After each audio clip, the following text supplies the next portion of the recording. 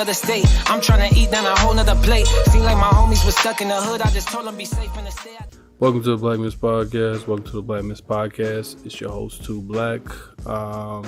This is part 2 of the myth, African wildlife conservation. As we've covered, African wildlife conservation in theory practiced by indigenous people is not a myth, but the way it is currently practiced and dominated by the West is a myth, because the claim is that they're actually conserving land and taking care of wildlife when they're actually just recolonizing, or really not even recolonize, just continuing to colonize the continent and using conservation as a front. So we discussed some of that in part 1 with Dr. Aby Sène. So this is part 2 where we continue that and get a little bit more in depth in the details and how that process occurs, since we were able to set it up in part 1. So I'm not going to talk much longer. We're going to get to it. Before we do, though, I do want to read off some of the new patrons that signed up. Always want to make sure we show love. Failed to do that in the last episode, so I apologize. So we had Arthur Robertson, Anthony Canua, Jonathan Bates, and Robert Shoemake. So I want to shout out y'all for signing up, and anyone else who wants to become a patron and sign up. This is not easy work, so we appreciate any support that we can get. Without further ado, though, we're gonna jump into the interview, and we'll see y'all next month. But I want to really hone in this idea that, because you guys keep talking about it, right? Linking wildlife conservation as just a new form of colonialism. It's the new march of colonialism, right? Because it has every ingredients of colonialism, right? The first one, for example, is, you have the explorer, right? All of these traveling, I shouldn't just say traveling wildlife, but most of these expeditions. You can. Like all of these expeditionists that go and see the land, right? And then they start lobbying their government to increase funding, blah, blah, blah, right? And so what they do now, these US government, European governments start imposing these conditions on the African states, right?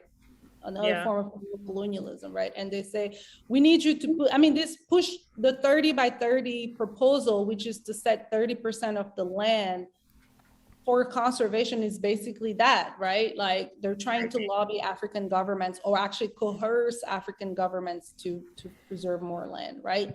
And so that once that happens, then they evict, the dispossession, violent dispossession takes place, just like how it was, in settler colonialism. You start wiping out the indigenous communities, right? So that's land acquisition. For one is the exploration, then you have the land acquisition, or land theft, I should say, right? A lot of these indigenous communities are being killed because they don't comply, right? They return to the park and they get shot. And a lot of these shootings are not even reported. That's the problem. But I know how we understand the scale of it because of these various reports, right? So first of all, exploration, land acquisition, or land theft by conquest, force, right? Land conquest, there you go. Yeah. All right, and then you have the militarized occupation.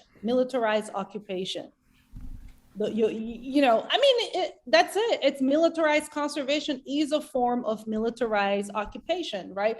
And then you are basically extracting the labor of local communities, and for either tourism or for mining exploration. And by the way, I say this and this is my issues when people talk about, even these like well-intentioned white conservationists are always talking about, why are we, we shouldn't, it's a clash of worldviews between white people, Westerners, and indigenous communities. It is a clash of worldviews, but it's so much deeper than that. It puts us, then we go into these like back and forth, nature should be preserved away from humans, and no, humans should be part of nature, like all of these back and forth. And then while these capitalist force are actually, while y'all are having this debate, we're gonna keep acquiring more land for mineral exploration.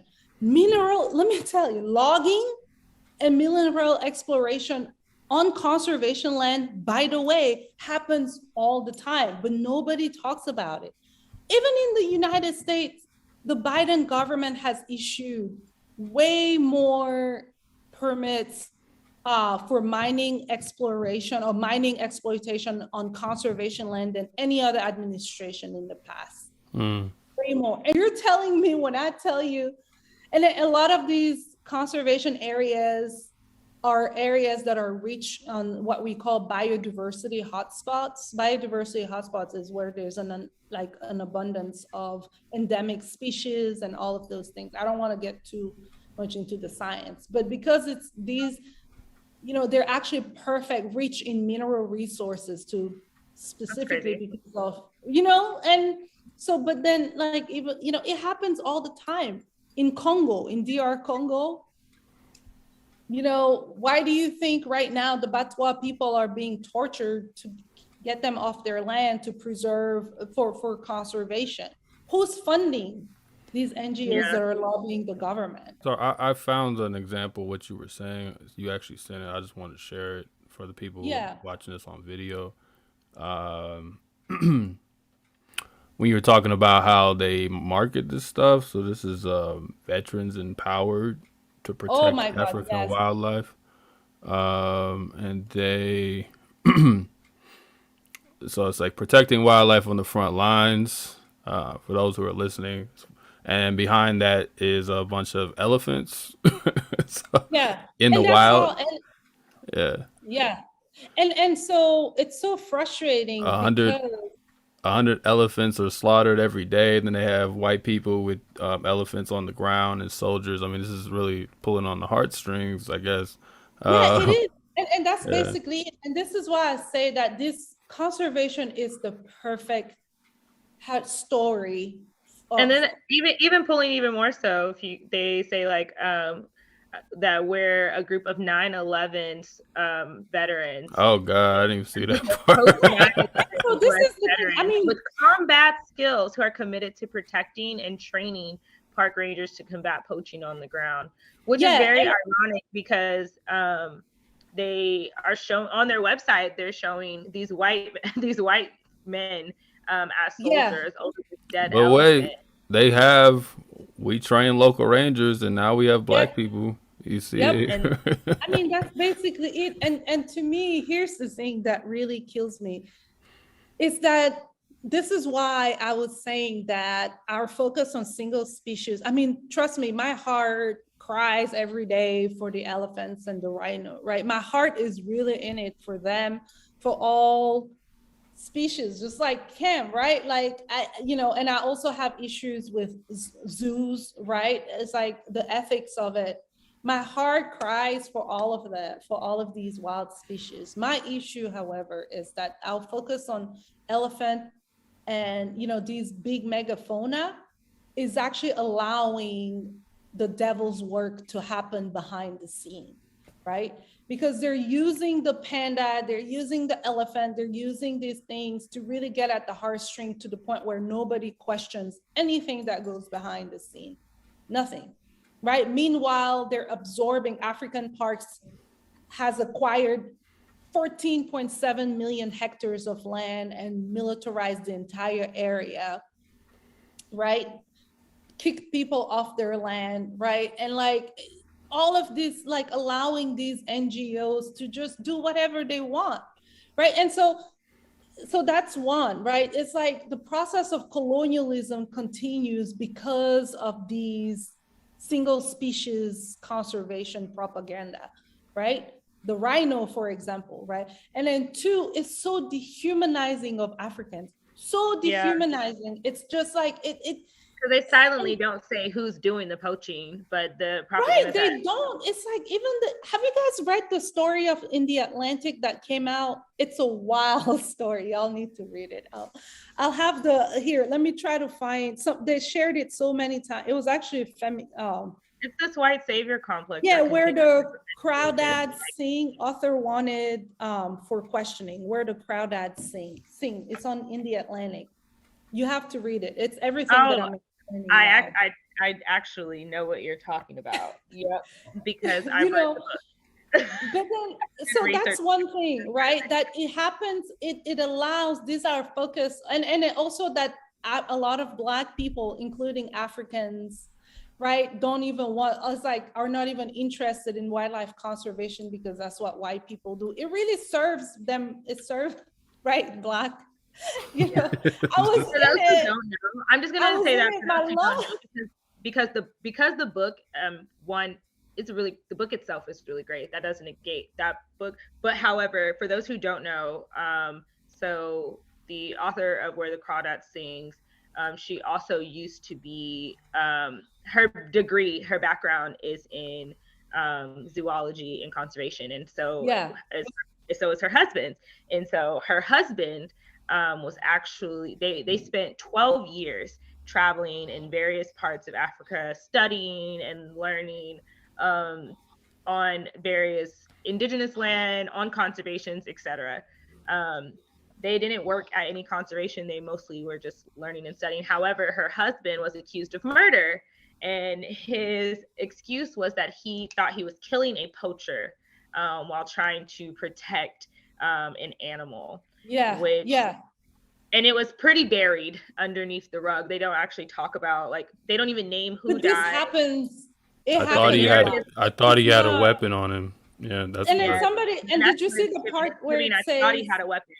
Yeah. And that's all that every time you look it up, all you see is like, oh, he was accused of murder, but he was actually killing a poacher, and it just, the whole narrative is about an animal without even naming. Yes, that's the other thing. From what happened, and that gives that same type of notion that Tulak just said. Oh, I thought he had a weapon. No, that's it, right? And it's like a lot of these poachers, just in 2015, the president of Mozambique accused Kruger National Park of having killed 500 Mozambican men within like a year or two that were accused of poaching. I mean, it's a shoot to kill policy. You're shooting to kill indiscriminately, whether they're going in there to poach an elephant, whether they're going in there to kill just, an antelope for game meat, like indiscriminately. 500 Mozambican men, right, that went into Kruger, but they tell you, oh, he was poaching, and that's it. And your mind goes automatically, he's going to hunt. This African was going to kill. And these poachers have protections very similar to the police here. They have protections against those that they kill under the guise. Basically like this collateral damage argument. Like, we're doing good. Sometimes people are gonna get hit. Sorry, but not really. Moving on. And they don't, and none of this is being reported. It's just like here, right? The police shooting, right? Unless they don't care. The only difference is that most people don't have video cameras there to actually, like see how everything is unfolding. But also at the same time, they don't have, it happens in the bush, right? And then I don't know if you read the entire Atlantic article, but one of the guy there that was investigating, a Zambian guy, who said that a crime in the bush is the perfect cover up because the evidence get eaten by wildlife, and you no longer have elephant. It's like one day Black went out, right, to into the African bush to maybe find some game meat, right, which is an important source of protein. Black never comes back. I'm his wife looking for him frantically, going to the police. They never find his body. It's just one day they found bones and they said, well, maybe that was Black's thing. You know what I mean? But he was shot. He was believed to be poaching because he was within the park, and this happens on a massive scale, much more than we even grasp our mind, because they're not reporting any of it. They're not obligated to report it. It's a shoot to kill policy. I see Black there, I shoot him. And I use the example of Black because most of the people who are getting killed are young Black men, African men. Yeah. Not to say that African women are not caught in this entire thing, but the ones that find mostly threatening are Black, young, and I say young African men. And it devastates, and I can't tell you how much it devastates their family, because these are the sole breadwinner. These young men are usually the ones that are breadwinner for the family. And so you kill Black, Black's family is basically in disarray because there's no other, source of income. Then his wife is forced to work in tourism. It's just, it's nuts. And that's part of, like I said, it's just through and through every ingredients of colonialism in it, like land acquisition, violent dispossession, militarized occupation, criminalizing of like resource use, and then forcing people into the capitalist model. And then you have these people on top that are sitting on top that are basically doing much more than tourism. And that's another thing they tell you, oh, they're preserving for tourism, they're preserving for trophy hunting. It's so much more than that. It's for mineral extraction, it's for logging. It happens all the time. And then who's doing this logging? These same people that you dispossess. I think that's what's the neo-colonial factor is almost even more frustrating, because you talk about community-based conservation, which comes out of a pushback to say indigenous people should have some control over their land. And that's how neo-colonialism is up functioning, where people are like, we do want independence, so they'll give you a proxy independence. It's not really independence. They'll put you as the face of it, but then they'll still control it. But now it's Africans, who are doing a lot of the groundwork. And like in the class element, it's not just like the ethnic differences, but there's a class element, because a lot of ethnic differences are really based on class differences anyway. So a certain class of people get to benefit from that struggle, which we see here as well. I'm writing about this right now, but like we see here as well, where you have, we're talking about the poor Black men that get killed by the police. And then you have like a petty bourgeoisie class that gets jobs off of this. So you have the similar. You see this similarly even in these situations where, poaching and we got to protect the indigenous culture. And yes, we do need control. We need to get the white people out, and they just empower a certain class, at least what becomes a class, even if they weren't before they got the job. They become a different class that still is imposing and still working for capital. It is. Absolutely.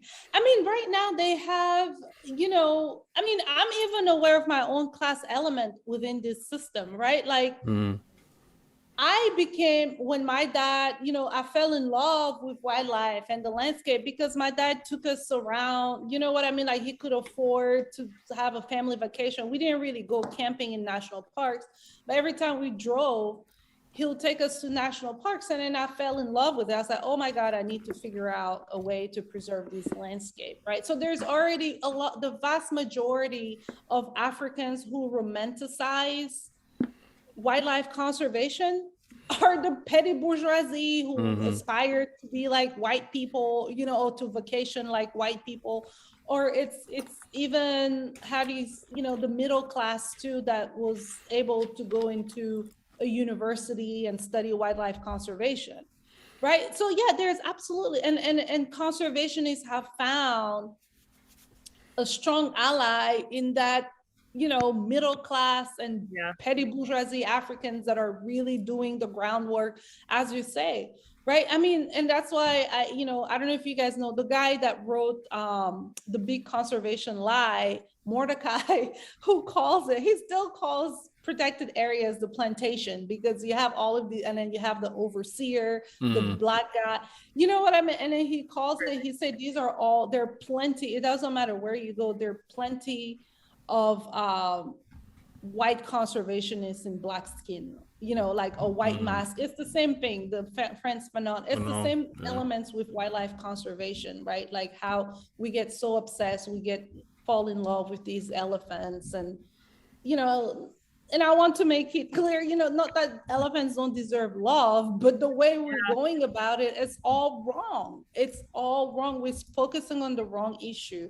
All our focus right now is on removing indigenous people from their lands violently, right? We put all the blame on the Africans, but we don't put any blame on these land acquisition that are transforming their natural habitat into agricultural, for agricultural production for exports to the US, right? Like a lot of these, like agricultural production in Africa is actually what's changing natural habitat. And poaching is by far the main, the most problematic reason for wildlife decline. It's not, contrary to what people say, the intergovernmental panel of biodiversity and ecosystem came out with a report saying that the number one driver of wildlife destruction is natural habitat loss. Why are they losing natural habitats? Why are elephants losing natural habitats? Because they're transforming it for agricultural production. Why are they transforming it for agricultural production? Because a lot of it is because of increased demand in the United States for flowers, biofuels, all of this stuff. By the way, they're pushing for like how do you call it? Meatless, whatever, plant-based meat to solve the climate crisis. You know what that's going to do? Plant-based meat, it's going to increase agricultural production in the global South. So you're solving, it's I think that's a good point, because you're not. Shit is crazy. Because it's sold. That's sold even within the liberal end as some kind of solution. If you just recycle, Impossible Burgers. Exactly. No, it's insane. Also, like, but omitting the fact that it is large corporations that are actually causing the bulk of climate issues that are polluting. Exactly, the climate issue and biodiversity loss. We got fucking rockets breaking through the ozone layer to get into space. You don't think pollution is caused in that capacity? We're dropping bombs and testing missiles and doing all of this chemical treatment, the ways in which that we farm on this large industrial scale and polluting the water. We don't want to talk about that, but it's everyday individual people's fault that. And so let me give you everyday Africans' fault who are just living, that are responsible for the large amount of poaching that's taking place, usually at the hands of white Europeans. Like, that shit's not acceptable. It's insane.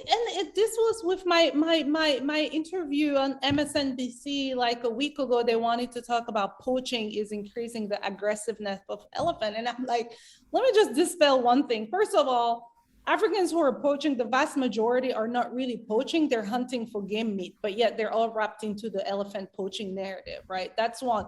Two, no elephant, yes, are elephant being more aggressive and their population declining because of poaching? Yes, it is, right? But it's not by far the single most important issue that we need to focus on right now. They're losing their natural habitat because of multinational agricultural corporation like Del Monte. Like the park I was working at in Senegal, Del Monte had just acquired land there, but yet they're all funding projects for community-based tourism so that, all right, it's so many issues. Let me just put that aside to get back to what I was saying, right? That these multinational corporations are acquiring so much land in Africa for agricultural production, for experts, for your, first of all, right, for your Valentine's Day candy, chocolate candy, for your Valentine's Day flowers, right, for your meatless, whatever, meat or plant-based meat, all of these for your biofuels because it's more sustainable. They're acquiring more land for agricultural production for export, and that's reducing the natural habitats of elephants and pushing people closer and closer into wildlife territory. And that's what I was saying. It's like, never mind, this state-sanctioned land grab. And I say state-sanctioned because they're coercing African governments to give into these land acquisition or land theft. But yet, oh my God, these anti-poaching people, we need to save the elephants from the African, not these multicultural, multinational corporations. And I think that's what drives me nuts. Another thing that's noted I think this is in the Big Conservation Lie, or you might have said, I can't remember. I think it was a Big Conservation Lie, but a lot of these companies even if this happens on the side, there was somebody in the book, I cannot remember the name of somebody that belonged to like a royal family, but they were still selling ivory as part of a conservation outlet. Yeah, Yes. so Like because they but you can buy the ivory in the gift store. Yeah. No, I can't tell you. The ivory trade is so complex, right? And that's why, I always try to be careful how I even represent it, because it's the ivory trade. It's so complex. And they always say, oh, it's the wildlife, it's the corrupt African officials. But they don't talk about the corrupt multinational, corporations, right? That are basically a lot of times planting the seed to, like either sell ivory on the backside, right? As a mechanism, again, to butter their own pockets or their own corporation. I mean, the ivory trade, I don't know if you guys got to read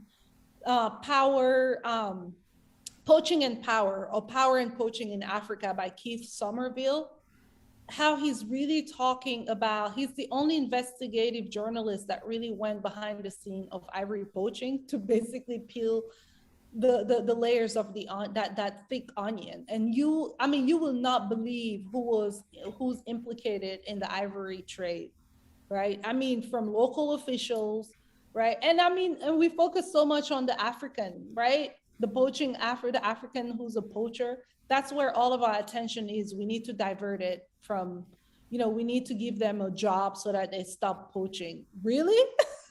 Okay. It's like basically, you know what I mean? This entire thing is so absurd, and all of it stems from white people's obsession with wildlife. It's like their childhood fantasy that they can't get a grip from, so that we can finally talk about these real issues that we're facing. And it's their existential issues, but yet you want to fulfill your fantasy of saving the elephant. You want to fulfill your fantasy of setting aside half of the earth for wilderness. It's it also negates the fact that there are so many other species, though. They're so outside of the big five that they're talking about. There are hundreds of other species of animals that also live on these large reservations that are potentially becoming overpopulated, because the natural cycle of, like, not all of them are going to be taken out, utilized by the circle of life. Exactly. It's like, but yeah, we're losing ground because of their fantasies. Basically, we're losing ground against this battle, this neo-colonial march that now a lot of like Africans have also come to romanticize. We're losing ground because of them. We're so focused on the wrong issues, and I'm just like screaming my head off right now. It's like, get out of it. If really you think that Jane Goodall is doing the right work for wildlife conservation, right? All these Jane Goodalls, this Dave Attenborough, this Diane Fossey, all of these white people, who gets killed every day for saving wildlife? Indigenous people. Just last year, the Global Witness report showed that 220 environmental activists were murdered. About 80% of them were Indigenous people, because they're not focused on wildlife. They're focused on protecting the land, protecting water, protecting ecosystem, and they're a threat to these capitalist forces. Let me tell you something. If Jane Goodall has not been aimed by these capitalist interests, trust me, she ain't doing shit for your elephants or your rhino. Like, she's really not. The gorillas. Right? But then Berta Cáceres in Honduras, who got killed because she launched a full assault. These are the people you need to be listening to, not the Jane Goodall. Because they know why they're being killed left and right, because they really getting at the bottom of the issue. They are. Exactly. So when we talk about people who are actually doing the good work, right? Because like you said, we can talk about how problematic this is for semesters and years, and even in the midst of us having this conversation, there's more research coming out. They'll just keep going. Because as right now, we're seeing this increasing and not decreasing. So like what is it that needs to be done next? You know, like with so much of the community-based conservation being co-opted by these NGOs and by the white West, like how do indigenous people actually seize their power back over their environment? Yes. So this is what I urge people to think. If you really care about your lovable elephants and your pandas and whatever, you have got to, just biodiversity in general, you have got to put your fight to protecting indigenous rights over their land, right? There's been tons of research, and I have it hyperlinked in my op-eds, right, that shows you evidence, geospatial evidence, that lands that has been mostly preserved, right, are lands where indigenous people have had the right to exercise their traditional, system, governance system, right? Those are the places indigenous people still are occupying about the vast majority of land that has been remained intact with what we call biodiversity hotspot. And that's for a good reason, right? So if you care about it, you have to learn, and I'll urge people to go to Survival International. Survival International have been at the forefront of these decolonizing fortress conservation, or the fight against colonial conservation. But you also have to care about, for Black people who don't care about wildlife conservation, pay attention, because wildlife conservation is what's, the fact that we're not paying attention to it is what's allowing these corporations to absorb so much land and indigenous labor over time, right? And with this, so that's two: protect the land, protect indigenous rights, right? Go into Survival International and look at what they're doing. And also the Red Deal. I don't know if you guys have read the Red Deal by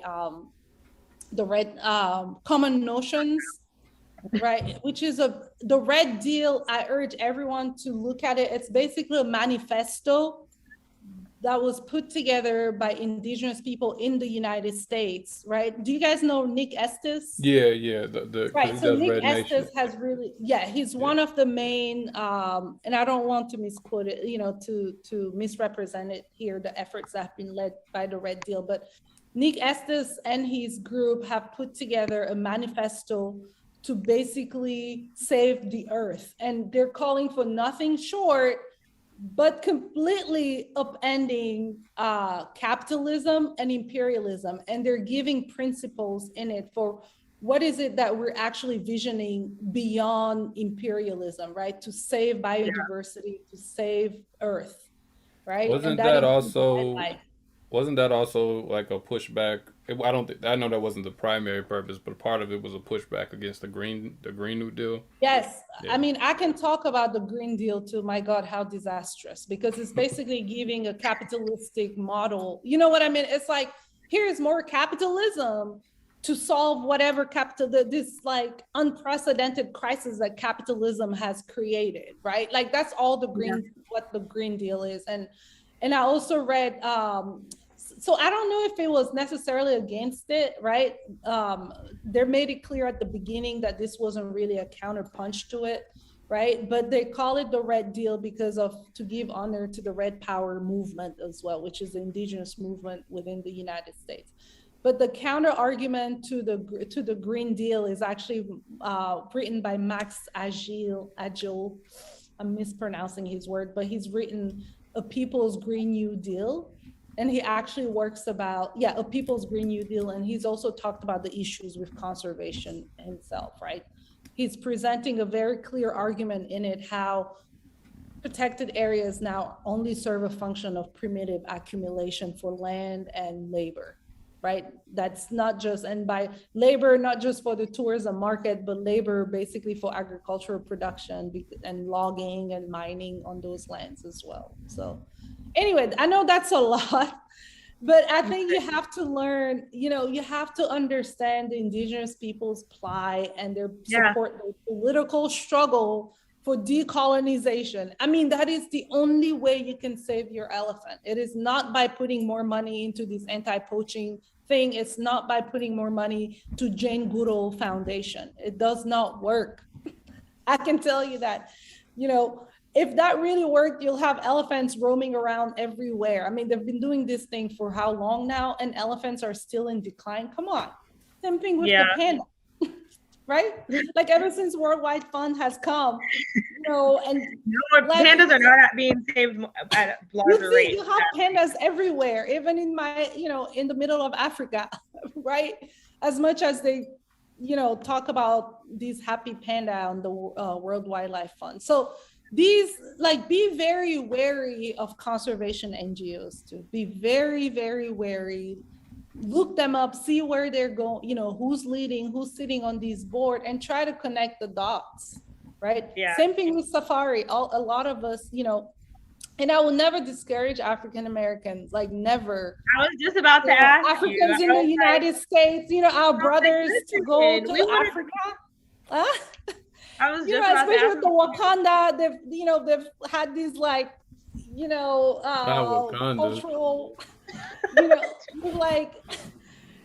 I would never discourage them from visiting Africa and then even going into African wilderness. I do not discourage. I'm happy when they're there. You have no idea. Actually, just today, I was talking to an African American researcher who did conservation research for the same reason too in Africa and South Africa. And then she came back and said, oh my God, it's crazy. I was like, yeah, I know, right? And I think because she also worked in Africa, worked for these communities, she had the same light bulb as I had, right? But at the same time, she also felt connected. But if you're saying you're not a researcher, but you're African-American wanting to go back to Africa, and then I encourage you to do that, but look up, and if you want to go on a safari package, just do your research on who you're contracting, who's your tour operator. That was the last question. If Cameron really should ask this more than me. I was going to, because I was like, we just spent 2 hours discussing all the ways in which conservation is absolutely horrific, unfortunately, while also as it's practiced. Let me make sure I'm not anti-conservation, but as it's practiced now. Yes. As it's currently being practiced now, it is. Yes. It is another form of colonialism. It is displacing indigenous people. Resources are being pumped out. People think that the mines that we're seeing and the people that are being subjected to that are only happening in these spaces, while not realizing that at the back of the continent it's happening too. Exactly. And then at a much larger scale, because conservation land, demands a lot of space, and people don't, we just talked about people being displaced and beaten, and the ways in which at the hands of white people they're still continuing to exploit. That doesn't negate the fact that conservation is also needed, not the absolutely. way. For those of us who do actually want to find a way to be able to do this in an ethical way, what do you suggest that folks do in that capacity? Absolutely. And I'm glad you asked that, because again, and yes, Kim, I agree with you, it's still needed, right? Conservation is still needed, but right now we're losing the battle because of these voracious forces, right? But conservation is still needed. Yes, there's still community-based conservation places that are more ethical. I'm not saying that they're all, it's all nice and dandy, the land has been given back, but usually there are concession rights within these community-based conservation, and then the landowner, and then they give part of the land ownership to local communities, but with certain caveats and whatnot, right? At least in those cases, right? In some of those community-based conservation models that have, are better than the others, right? Some of the money is being recycled, put back into the local communities, right? And I wish, to be honest, I'm almost tempted to go find a database where you guys can look for more ethical safari packages or whatnot. But I don't know. If you do, please send it to us, and we will gladly post it with the episode. It will help me in my future plans as well. I know. Yes, I will try to find it. I'll contact people. Yes, I will contact people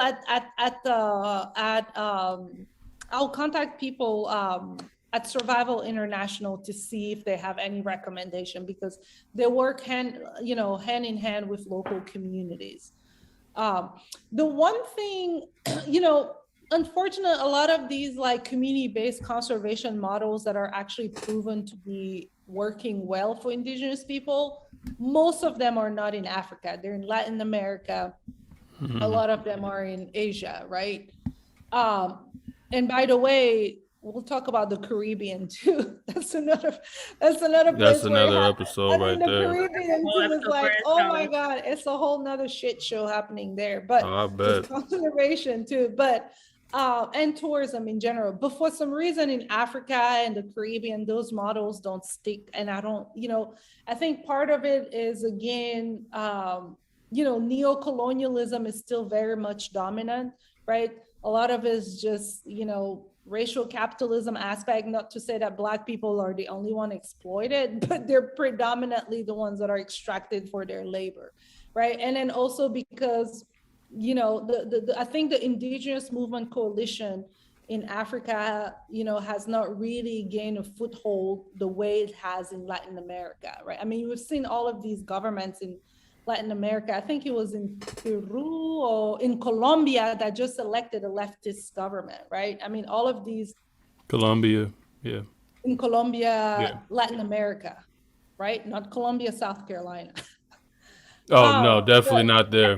No, Colombia just elected a leftist government. You're kind of seeing a shift back towards more leftist governments exactly in Latin America, right? But all that to say is that I think it's the political economic structure of like the new, because Latin American are also neo-colonial, right? Like of these neo-colonial seem to be progressing more towards the left than in Africa. But also in Africa, the imperialist grip is much stronger there too, right? I mean, we've only been gain our independence in the 60s, so not too long ago. So all of these effects also directly impact conservation on the ground and whether or not you're able to really have a nice ethical safari package. I'm very sorry to say that they're few and far in between, but they're there. Based off the conversation we just had, it's hard for me to believe there's such a thing as an ethical safari.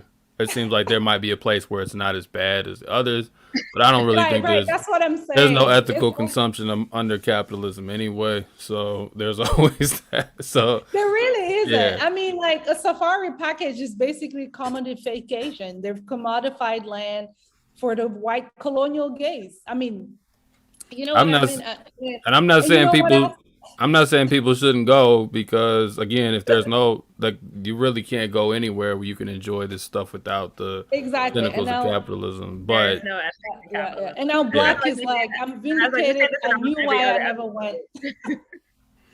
Right, Black, you're like, now I know why I always felt that thing was just crazy. Yeah. No, he just doesn't like animals. Before that. I feel like I probably won't even include this. I feel like when I was in Africa, I've got a much more realistic experience than being on a safari. Because I stayed in the township, but I didn't. When I was in South Africa is when I was like, this is nuts, right? We spent almost 20 days at Kruger National Park, within the park, to study issues. And I was just like, wait a minute, like, can we go out to the local communities? Oh, no, you got to be very careful. It's very dangerous and why do you want to go out? You have a nice restaurant here, nice lodging. And I mean, it was insane. And then when we went onto the helicopter, basically I don't know if I told you all that story, but we got onto this helicopter, right? Because they had a report that an elephant had gone out. That's another thing too, that protected areas, like it's BS, because wildlife go out. They're not fenced, but they have, demarcation for people, but not for animals. And animals go out all the time, right? And kill, mostly Africans, right? And so, but this time the elephant went into a rich area, very wealthy area. So I was like, oh yeah, we're going on a helicopter ride to go see an elephant. And then I went on there this park ranger got on with like his AK-47 riding on the helicopter. I was like, oh shit, what's about to happen? I was like, I thought we were just getting an elephant back. No, they had heard that there was a rhino that was colored, and then every time there's someone approaching, it dispatches for like poaching, right? So he got on, and then I was like, holy cow, like what did I get myself into? He was out there with his AK-47 on the helicopter. And we went to get the elephant. It was in this like mansion. I mean, the houses, I've never seen houses. Should have let the elephants be. But right, exactly. Let it out, right? Eat the reach, literally. I was, like trample. God forbid anybody had actually done anything then they would have been framed as poachers and causing harm. Exactly. And then so after, but they scared the elephant, that poor elephant. I mean, they're literally with the helicopter blowing over the poor elephant that was like running frantically. It's like, what is happening, to get back onto the park? Then they went towards the rhino because they knew there were poachers there. But then we got into the poorer side of the park, and I saw, the difference between the reach. It was just, that's why they call it wildlife apartheid, basically. It's an apartheid system still, with protected areas where you have these luxury, very wealthy people on one side that get to luxuriate in the African wilderness. And then on the other side are just poor, mostly Black, South African on that side. I think that's what really, when the light bulb clicked for me, to see it at this eagle. You could actually see it above ground. Yeah. I know. Yeah. And then it was insane. It was nuts. But anyway, that was more than you guys had asked for, but it was just, I can go on forever with this, but I know you guys have to. I think it's important that we continue to challenge what we think about, right? We both talked about how in the beginning we knew nothing about this, even with two polar different views on conservation, and so to now have even just a slice of knowledge and a glimpse into the work that we've been doing for so long, and that you are clearly so passionate about, I think is important, because as African Americans, especially, and this is something that applies to anybody who is not living on the continent.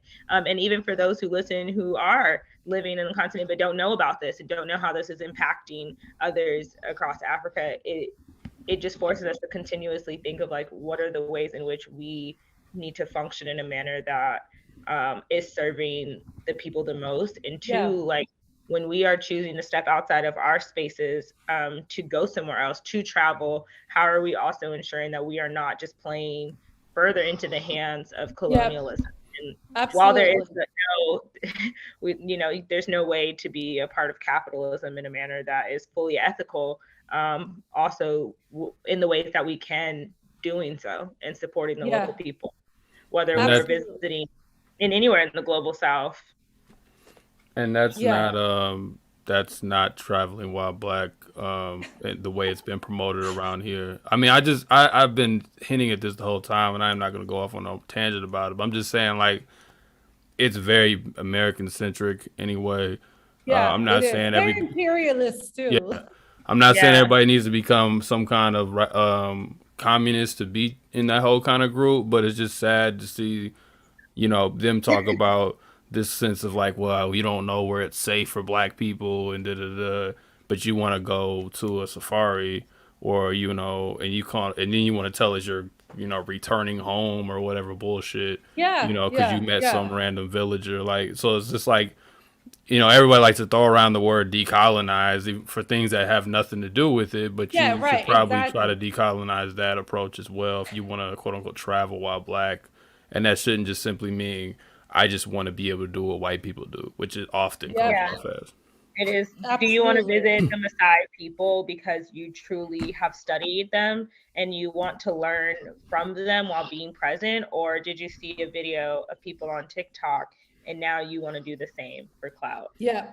Exactly. I think those are different things. Because we had an episode on the ancestry test, which still isn't getting any better. But, you have that is also attached to tourism. and that's attached to this whole traveling thing. And now it's an opportunity to go home and to reconnect with my ancestors, who this test is lying to you most of the time about in the first place. So, you know, that's its own thing. Again, we already did an episode on ancestry test determines race. That's a myth. People can check that out. But I'm just saying, there is a new marketing campaign specifically at Africans in America to get us to buy into some of this stuff as well, that maybe didn't even exist 10, 15 years ago in ways that it exists today. So, and that's the thing, right? It's like they seize on these emerging market, right? Like, oh, well, you're African American, you know, come reconnect to your roots and see the African wilderness at the same time. Because, you know, I'm a Pan-Africanist at heart. I also want to make sure that people understand that this this struggle against conservation NGOs, including the Nature Conservancy, doesn't just, you know, affect Africans on the continent. It also affects, you know, African Americans, you know, Africans here in America, because a lot of Black farmers are losing their land for like conservation easements, right? That's what they call it. It's just different terms. It's the same thing, right? I think it was ProRepublica that did an entire section, which I'll send you guys the link as well, so you can put it in there to read how Black farmers, African American communities are also losing their land over conservation too, right? Same predatory practice. Because it ultimately, I mean, the struggle is global. We didn't get to talk about Rasul's work, but you know, ultimately we're talking about land. You know, and he talks about spatial domination. So this ultimately comes down to land, and you know, land has always been a basis. That's it. Control over the land. Yeah. And conservation literally serves that into a silver platter. If you know what, because it's so easy, it's such an easy sell, right? It's how basically controlling the land, stealing the land, controlling the land, and controlling the labor. That's it. Like nothing more, and militarizing these spaces. And then the protected spaces become enclosures in and of That's themselves. it. It becomes enclosure, right? The commons become enclosed.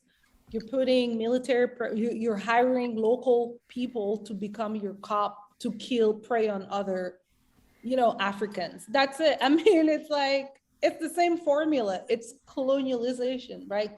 Colonization. And I think even this conversation between, you know, us, you've actually made me realize much more, you know, all of these things. I'm like, oh my God, I didn't even think about that. Like, there's so much more to this BS, you know, to this rotten house. And now I'm like, okay, I didn't even think about, you know, the entire the analogy with the cups here, right? It's the same thing. It's the same thing, basically. So, yeah.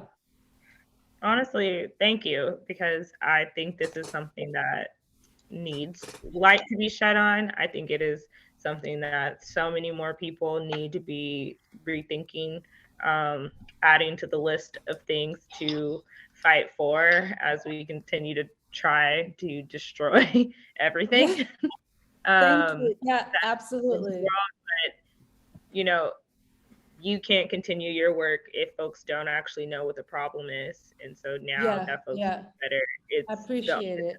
To do better. And, you know, I've been mind blown for like 2 weeks now. Just like the more I read and the more that we've spoken to you and just taken from this, I've just been like, I can't believe what's so plain to see. It's like once you hear about it, you're like, on some levels, you're like, that makes so much sense altogether. Even the basic understanding of land being stolen, people are being displaced, and of course with that displacement is going to come violence. Like even without understanding, you know, NGOs, without fully understanding the military, right, that alone, right? Like just that basic, and that's not even basic, it is like one of the most horrific parts at its core. To not even have understood that and to have that be the first light bulb, like that alone should infuriate everybody. I was saying like this. Absolutely. I agree. And I mean, And I appreciate you guys because I think it's given me a space to be vocal about these issues without having to like being policed in the way, you know, like control over the way I want to really talk about passionately about these issues, because I care for both wildlife and my people, right? Like I care for them so deeply. I don't view wildlife as above my people. You know, my priority is for my people, right? Who are caring for wildlife as well, right? And then you guys have really given me this like outlet to just voice it the way I really wanted to just like let it out, because it's been bubbling in me for too long. Thank you for coming on. I can say for me, as somebody that as I admitted at the beginning, doesn't really. You're always skeptical. Yeah, I don't really pay attention to this kind of thing. Like I'm learning about names, as you said, it's stuff white folks do. It had colonialist vibes, even when I didn't understand the details of it. Yeah. And it's just cheesy and corny. That's how it often comes off. So that's how they want it. They want you to keep thinking it's cheesy and corny. But being able to look under the hood and see that it's more than just weird white people shit, but it's actually like something you should be paying attention to. And a lot of times white folks are able to monopolize the space by just simply turning us off to it in a cultural way. Like we don't even have to know about all this stuff. It's just like, I don't want to be a part of that because that's corny, and we just go our own way. And it's like, okay, well now we can steal everything because nobody's paying attention. So it's good for me to learn this stuff as well. And that's one thing about this show is sometimes we end up with myths that are not necessarily in our bag, like the stuff that we know. Like that DNA thing, I was like, whoa, okay, like, you know, the ancestry one that you guys did. Wow, okay, yeah, that also was one of those that was not in my bag either. Yeah. So I learned a lot on that one. Yeah, sometimes things are a good stretch, but that's what makes it, I think, worth it. I mean, we actually don't have that many episodes on the police, but we could do the police every episode. Like that's easy. Every single but yeah, it's good to see how this really expands, and it's always good to make sure we keep a global and internationalist perspective about things. Okay, fresh out the plane in a whole nother state. I'm trying to eat down a whole nother plate. Seem like my homies was stuck in the hood. I just told them